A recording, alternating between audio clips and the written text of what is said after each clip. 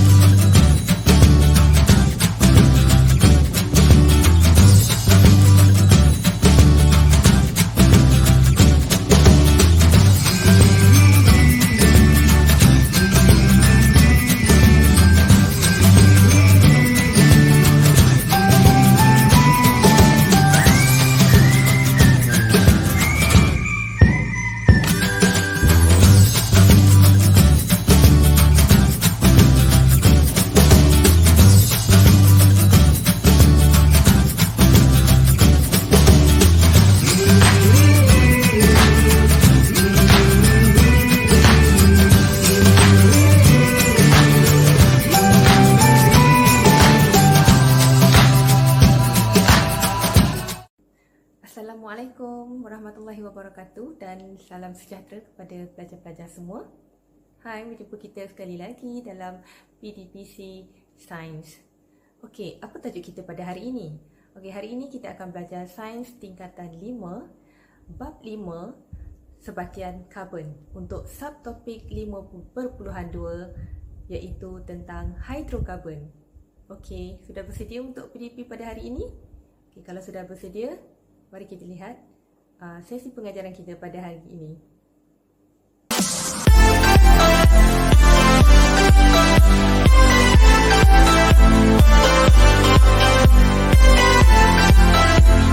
Baiklah, pelajar-pelajar digendaki melihat rajah di sebelah ini. Apakah yang anda perhatikan? Okey, baiklah pelajar. Gambar rajah yang anda perhatikan itu adalah proses pembentukan petroleum dan gas asli. Okey, untuk mengetahui dengan lebih lanjut mengenai bagaimana gas asli dan petroleum terbentuk, okey, mari ikut saya untuk penerangan yang seterusnya. Okey, baiklah, kita tengok tentang proses pembentukan petroleum dan gas asli. Jadi boleh tengok dekat sini, okey, ini hidupan laut, ada ikan, ada tumbuhan di bawah laut, okey, dekat dasar laut. Okey, sekiranya hidupan laut ni mati, okey, dia akan terbenam di dasar laut. Okey, apa yang berlaku? Selepas berjuta-juta tahun, sisir itu tertanam semakin jauh ke dalam dasar laut di bawah lapisan tebal batu dan lumpur. Okey, ini. Okey. Jadi, fosil haiwan dengan fosil tumbuhan ni dia dah terenap bawah lapisan lumpur dengan batu. Apa yang berlaku? Okey, penggabungan kesan tekanan oleh lapisan pasir dan lumpur ni akan and then haba yang diserap daripada persekitaran dan proses penguraian oleh bakteria mengubah sisir itu menjadi petroleum dan gas asli. Okay, boleh tengok dekat sini. Jadi atas ni laut. Okay, gas asli dekat kawasan putih ni. Okay, manakala petroleum di bawah gas asli yang hitam ni. Okay. Okay, itu saja. Okay, baiklah. Kita lihat pula gambar rajah yang seterusnya. Apakah yang pelajar-pelajar perhatikan di gambar rajah sebelah ini? Okey, gambar rajah di sebelah adalah menunjukkan tentang proses pembentukan arang batu. Baiklah, kita tengok pula proses pembentukan arang batu. Jadi kalau kita tengok dekat sini,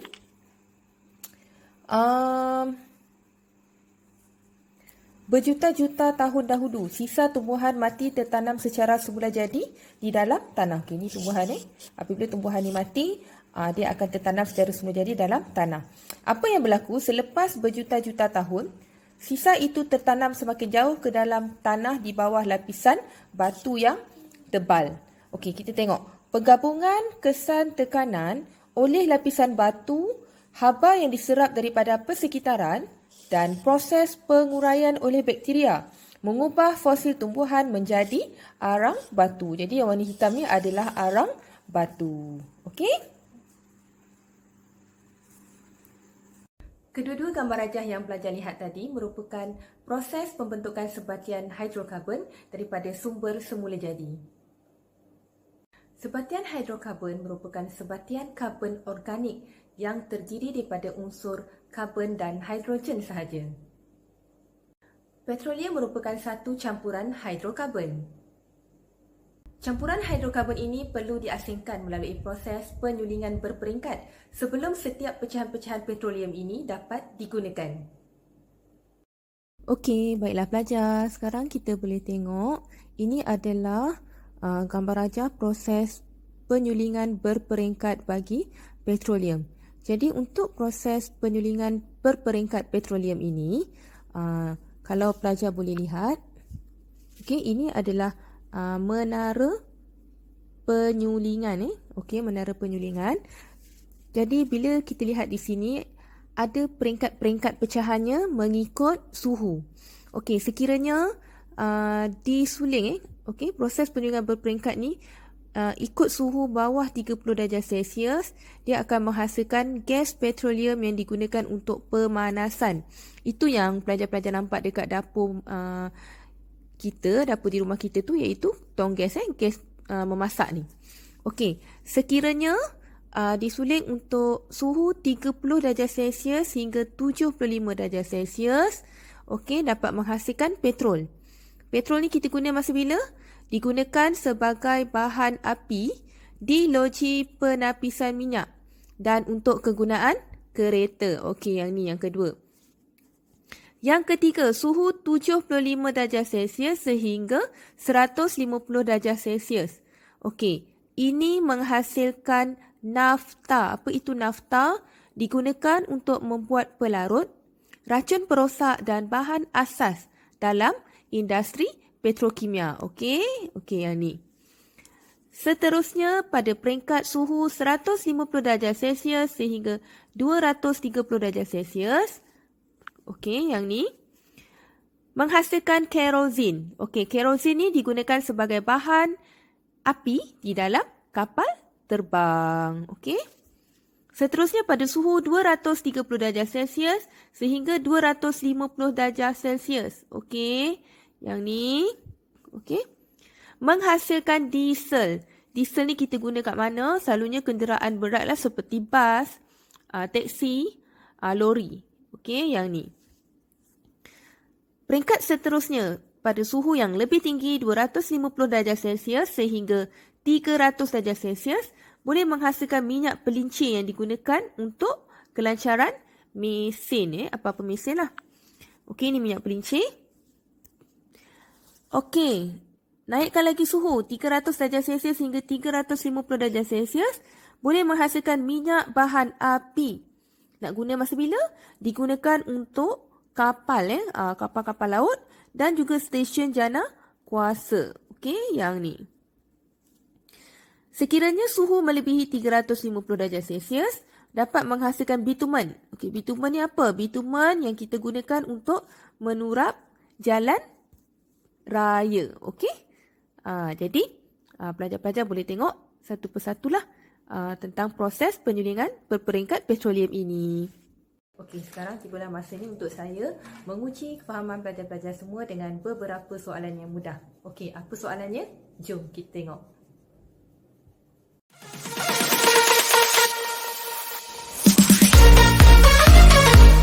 Rajah berikut menunjukkan pembentukan sebatian X, Y dan Z.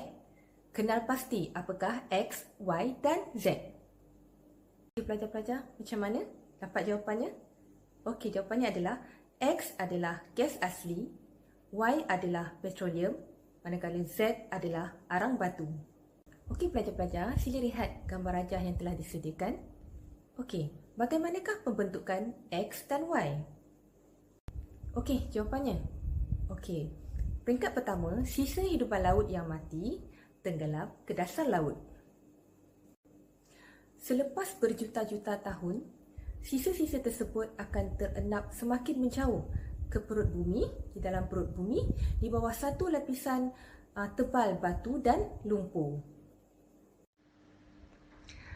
Tekanan akibat lapisan pasir dan lumpur, haba yang diserap daripada persekitaran serta proses penguraian oleh bakteria menyebabkan sisa tersebut bertukar menjadi gas asli dan petroleum. Soalan yang ketiga, nyatakan satu perbezaan di antara pembentukan X dan Y berbanding pembentukan Z. Okey, jawapannya pelajar-pelajar. X dan Y terbentuk daripada hidupan laut yang mati, manakala Z terbentuk daripada tumbuh-tumbuhan yang mati.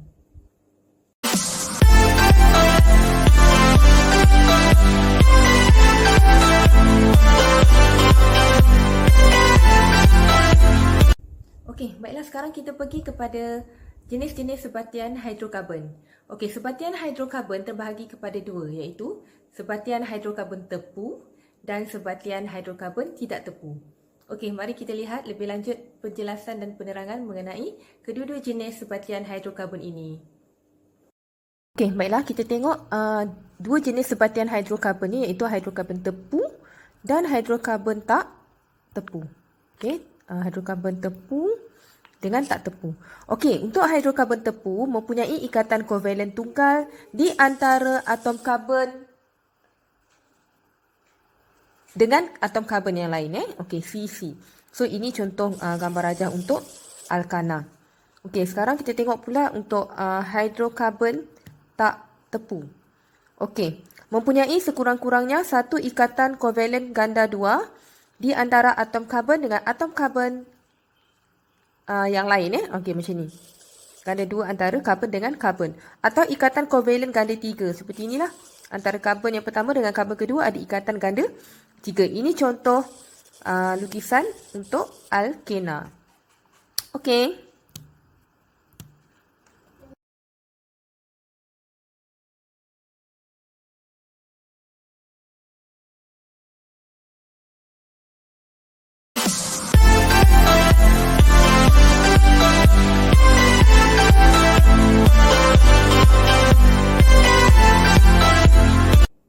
Okey, baiklah pelajar.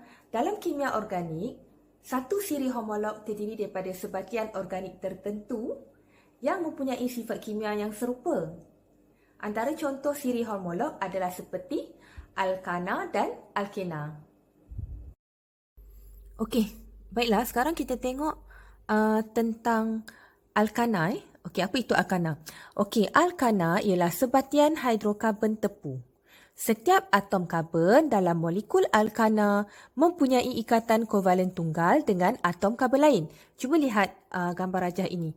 Nampak tak ikatan kovalen tunggal? Ini yang dimaksudkan. Boleh lihat anak panah ni? Okey, anak panah yang berwarna merah ni. Okey.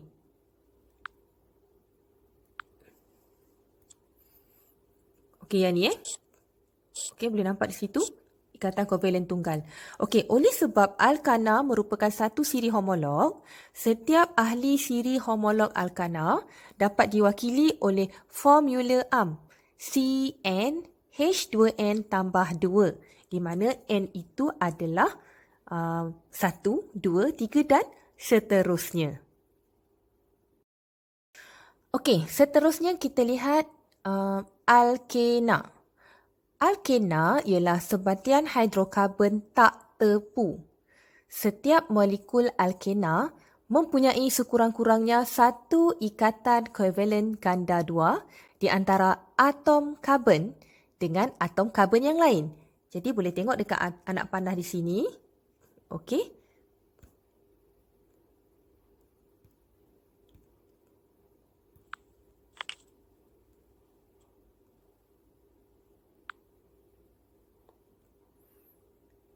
Okey, ini adalah ikatan kovalen ganda 2.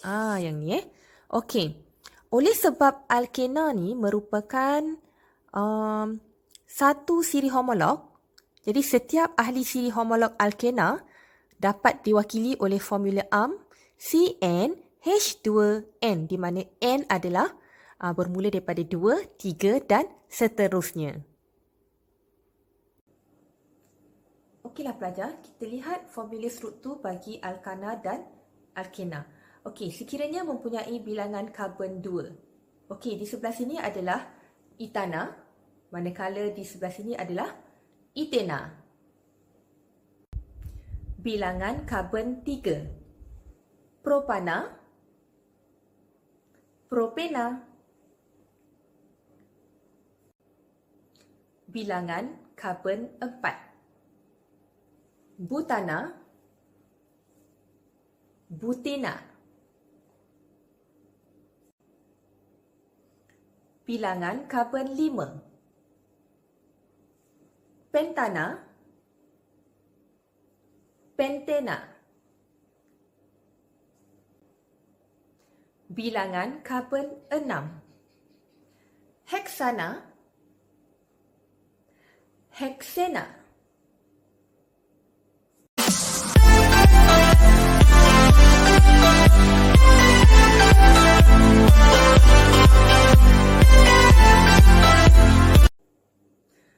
Bahan api fosil seperti petroleum, gas asli dan arang batu merupakan sumber tenaga yang tidak boleh diperbaharui dan semakin berkurang jumlahnya. Oleh itu, sumber tenaga alternatif menjadi semakin penting untuk membekalkan tenaga dalam kehidupan seharian kita. Sumber tenaga alternatif adalah sumber tenaga yang tidak mudah habis bila digunakan. Contohnya seperti tenaga nuklear dan tenaga boleh baharu. Okey, baiklah pelajar, apakah contoh-contoh sumber tenaga boleh baharu? Okey, terdapat 7 sumber tenaga boleh baharu yang kita kenal pasti, iaitu antaranya yang pertama daripada tenaga hidro, tenaga angin, tenaga solar, biogeosim, geotermal, pasang surut air dan juga gelombang ombak.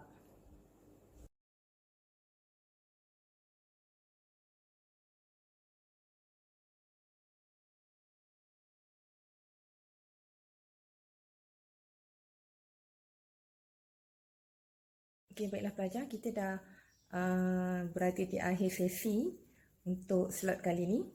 Jadi saya harap pelajar-pelajar semua telah mendapat ilmu yang bermanfaat untuk sesi pengajaran dan pembelajaran pada hari ini. Jadi untuk sebagai tanda sokongan, jangan lupa like, subscribe, share dan komen. Okey, dan jangan lupa tekan butang loceng sebagai tanda sokongan kepada saya untuk menghasilkan lebih banyak video PDPC selepas ini. Okey, terima kasih.